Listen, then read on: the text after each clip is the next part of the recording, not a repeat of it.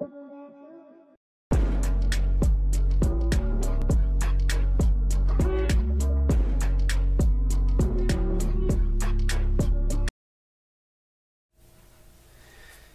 Vero. Thanks for joining us on this wonderful Thursday afternoon. I'm Ian Cocarlo, and today is April the 4th. We have some interesting stories for today, so let's get started. It's opening night. Our theater department and band has been working diligently on the Addams Family musical. This amazing show hits the stage at 7 tonight. Here's a behind-the-scenes look at the show. When you're an Addams, you need to have a little moonlight.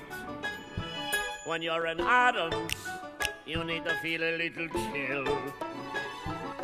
You have to see the world in shades of gray. You have to put some poison in your day. That's the way. When you're an Addams, when you have a very special duty, outwit the Addams. When you're an Addams, one life, you're obligated to the crowd. It's family first and family last, and family by and by. When you're an Addams, you do what Addams do or die.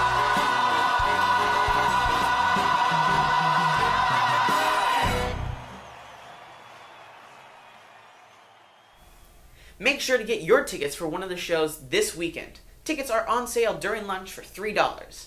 Best of luck to the cast and crew of the Addams Family.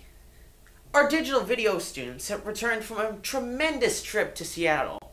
They were entered in a number of competitions, and we've put together a small compilation of their entries. Take a look.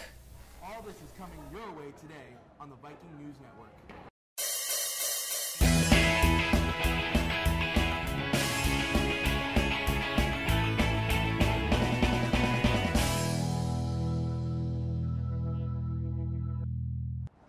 We had another local expert on hand today. That's right. It's opening day here in Seattle. I sat down with Seattle Mariners first baseman Daniel Vogelback to hear more about this major league player in his element.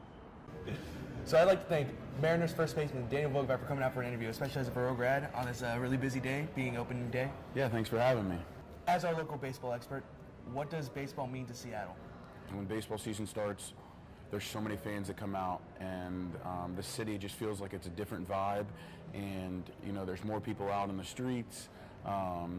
People are more, it just seems like people are walking around with a smile on their face, and it's more exciting. This year, what do fans have to get excited about with the offseason moves that the Mariners have made? You know, I think that there's a lot of new faces, and you know, I think that change can be a really good thing. And we have a lot of guys in the clubhouse that have won and have been in the big leagues for a long time and have been really successful. So, you know, us younger guys can really learn from them and really take, you know, pick their brain and take steps that, you know, we may not be able to take on our own.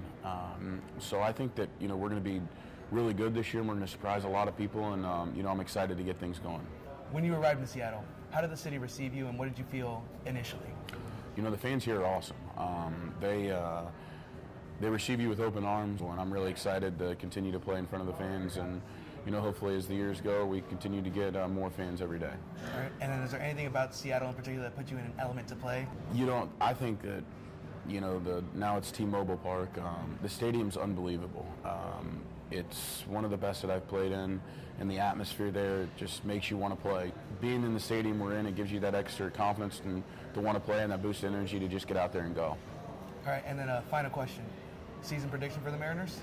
We're going to surprise a lot of people. You know, I think that we've kind of said that it's in a rebuilding stage and taking a step back, but I'm a firm believer that good clubhouses win and good chemistry wins. We got a lot of good guys in that clubhouse, so I think that we're going to win a lot of ball games that people didn't expect us to win, and we'll see where it puts us at the end of the year. Thanks a lot, Dan, for being our local expert on baseball and hearing how you're in your element. Good luck today on opening day. Yeah, thanks for having me. I appreciate it. Season. Thank you.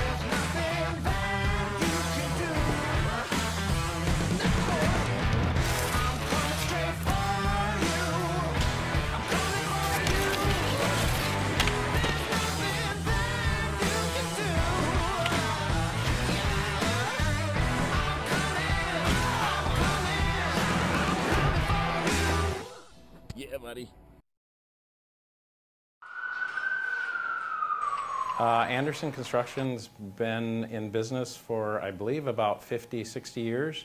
A business with a mission. Started building bigger high-rise buildings and been going strong ever since. What started as a 1960s family company later built itself to Seattle's foundation. Kevin Irwin, an Anderson construction worker, gives us a rundown. The majority of the projects in the beginning were Amazon. Others followed, and that's what many of these projects, as the Emerald that we're working on. The Emerald City, as Kevin says, is a floor plan for his team building. It's just cooperation and scheduling that make things like this possible. You have to work with the people. And with the excitement comes new endeavors. Anderson has a foundation. We're actually I'm going in June to South Africa. We're donating a school to a nice little community, and we're going to go over and build it for about a week and a half. We're going to give them a lot more space, and we actually donated a lot of shoes and school equipment. While it is known that Seattle is growing through technologies and construction, the Groove is the blueprint for workers in this city. It's my groove, yes. It is. It is my groove, yes. Okay. This is what I do. This is what I enjoy for work. Reporting for Student Television Network, I'm Samantha Romero. Thanks. I'm Jackson Ames. I'm joined today by my favorite chaperone on this trip, Miss McDonald from Wee Summit High School. So, Miss McDonald, what makes a great chaperone? I think a chaperone that is very caring and nurturing and available for her kids. So, will you speak of your kids, and how can you be there for your kids in times of need? Well, one way is to be there for them emotionally, psychologically, mentally, because sometimes this trip gets a little stressful. So when we're stressful, we need that mom figure, so say. How can you comfort them and make sure that they feel at home? Well, one of the things I do is laugh and just let them know that I'm here to be supportive no matter what. But if we can laugh, that kind of ease some of that stress for them so that they can go ahead and compete and be focused. Thank you, Mr. Don, for your time. Reporting for STN and Student Television Network, I'm Jackson Ames. And now, back to the desk. When you see the downtown ambassadors out on the street, you're seeing somebody who's taking pride in what this place looks like, what it presents as. And in our opinion, it's one of the best, if not the best, downtowns in the nation. I was in TV for about 16 years, and what struck me right away when I got to Seattle is the vibrancy of the downtown and how it had this great urban core that really is the envy of a lot of other cities in the nation. The ambassadors, they pick up more than 650,000 gallons of trash in a year. They're very busy. They're working 7 days a week, and they want to make sure that downtown is really putting its best foot forward. You see a lot of cities on the West Coast, predominantly on the West Coast, there are a lot of people who are experiencing homelessness. One of the teams that we have for ambassadors is an outreach team, and they work directly with people who are experiencing homelessness to try to get them on the path to stability. We get feedback every day or about every other day from businesses, from people who live in downtown about the work of the ambassadors, because they see the hard work of these men and women, and they know that if these men and women were not doing what they do day in and day out, this place would look a lot different. One thing that we say is if downtown thrives, then the whole city flourishes. And I think you see that with the work of the ambassadors. Portland, Oregon can be a tough place for many kids to grow up. But one organization is teaching them important life lessons while giving them the time of their lives. Empower the youth through snowboarding, which is awesome. And the cool thing about it is it introduces them into this environment. Oh, it's so much faster. And pretty much teaches them discipline and respect for the mountain.